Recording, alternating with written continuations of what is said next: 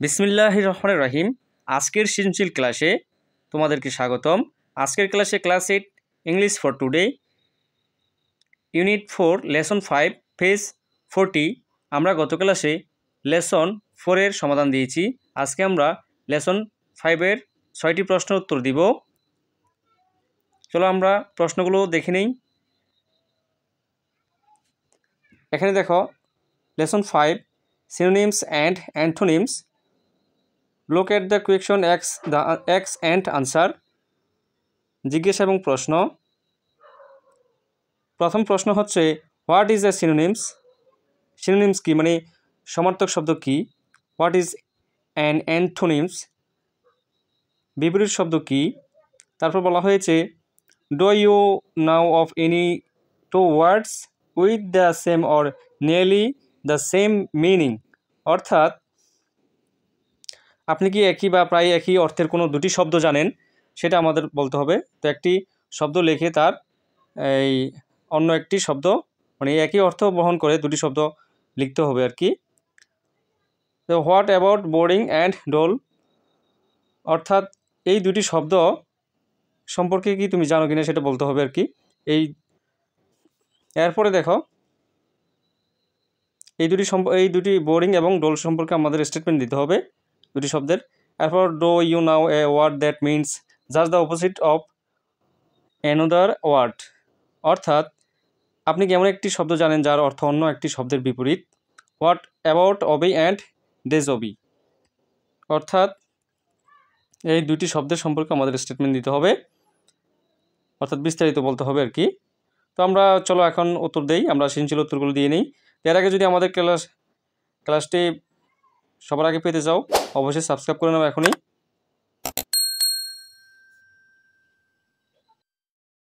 এক নম্বর উত্তর হচ্ছে when more than and word has the same meaning it is called a synonyms. একাধিক শব্দের একই অর্থ হলে তাকে সমার্থক শব্দ বলে। এরপর আমরা আরও একটি মানে একই ধরনের মানে উত্তর সৃজনশীল উত্তর, তো আমরা দুই ধরনের উত্তর দিয়েছি এখানে। এক নম্বর উত্তর multiples word that have the same meaning are called synonyms. একাধিক শব্দের একই অর্থ রয়েছে তাকে সমার্থক বলা হয়, অর্থাৎ শব্দগুলোকে সমার্থক শব্দ বলা হয় আর কি। এরপর আমরা 2 নম্বরে চলে যাচ্ছি। 2 নম্বর হচ্ছে if two words have the opposite meaning they means the opposite meaning then it is called a antonyms. তো এখানে বলা হয়েছে যে দেখো যদি দুটি শব্দ পাশাপাশি যদি বিপরীত অর্থ বহন করে, অপোজিট অর্থ বহন করে, তাহলে it is called an antonym, অর্থাৎ তাদেরকে বিপরীত শব্দ বলা হয়। এবং বিপরীত অর্থ এখানে দেখো অপোজিট মিনিং অর্থাৎ বিপরীত অর্থ বোঝালে তাহলে আমরা অ্যান্টোনিম বলবো আর কি, বিপরীত শব্দ বলবো। এরপর 3 নাম্বার হচ্ছে yes I know two words that means that same the words are you though you and.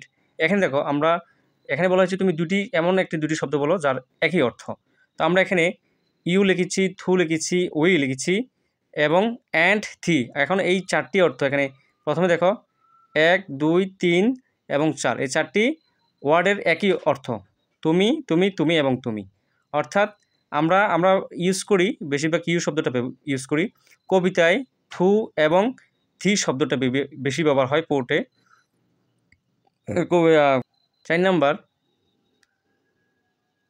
দেস টু ওয়ার্ডস আর মিউচুয়ালি সিনোনিমস, অর্থাৎ এই দুই শব্দ পরস্পর সমার্থক শব্দ। আমরা দুটি শব্দ একটু বিশ্লেষণ করি অর্থ সহ।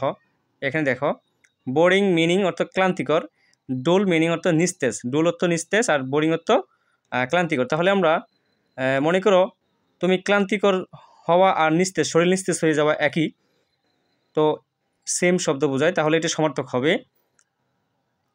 কিন্তু বোরিংয়ের আরও দুটি অর্থ আছে এখানে। বোরিং অর্থ খনন করা এবং বিরক্তিকর।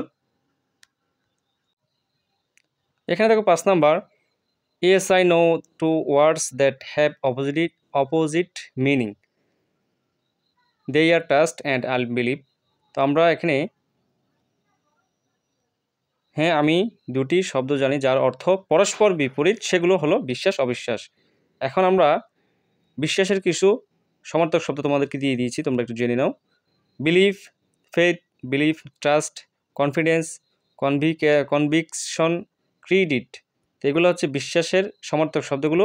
এখন আমরা কিছু অবিশ্বাসের সমার্থক শব্দ দেখাচ্ছি এখানে। ভোলেটিলিটি, এরপরে দেখো ডিস্ট্রাস্ট, অবিশ্বাস করা, মিসট্রাস্ট, হেসিটেশন এবং ডোপ, সন্দেহ করা আর কি। তো এই শব্দগুলো হচ্ছে অবিশ্বাস। এরপর আমরা 6 নাম্বার আরও কিছু শব্দ রয়েছে এখানে, আমরা 6 নাম্বার উত্তরটা দিয়ে দিই। Obey and disobey are mutually opposite word. Obey and disobey are mutually antonym word. এখানে দেখো আমরা প্রথম উত্তরটা দিয়েছি সিম্পলি সাধারণভাবে, আর দ্বিতীয় উত্তরটা দিয়েছি একটু বইয়ের ভাষায়, যেহেতু এখানে একটি অ্যান্টোনিম অর্থাৎ বিপরীত শব্দ রয়েছে, মানে বিপরীত। অ্যান্টোনিম অর্থ বিপরীত আর অপোজিট অর্থ বিপরীত, তাহলে তোমরা দুইভাবে উত্তর দিতে পারবে। তো আমাদের ক্লাসটি কেমন হলো কমেন্ট বক্সে জানিয়ে দাও। ধন্যবাদ সকলকে।